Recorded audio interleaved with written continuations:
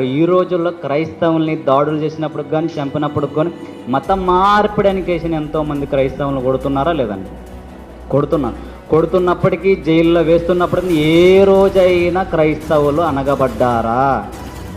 లేదు. ఒక బంతిలాగా ఎగురుతున్నారా కానీ అనగబడడానికి క్రైస్తవులంటూ సామాన్య వ్యక్తులు కాదు. ఎందుకంటే వాళ్ళలో క్రీస్తు ప్రేమ ఉంది కాబట్టే వాళ్ళు బంతిలాగా స్వాత్వికంతో పైకి ఎదుగుతున్నారు.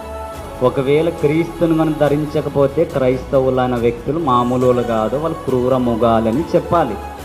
నిజమా కాదు? క్రైస్తవులు అంటే ఇప్పుడు క్రైస్తవులు ఈ మెడికల్ కానీ హాస్పిటల్ కానీ ఏవైనా టెక్నాలజీ ఏదైనా కనిపెట్టాలంటే ముందుగా ఎవరైనా శాస్త్రవేత్తలు ఉన్నారంటే క్రైస్తవులు.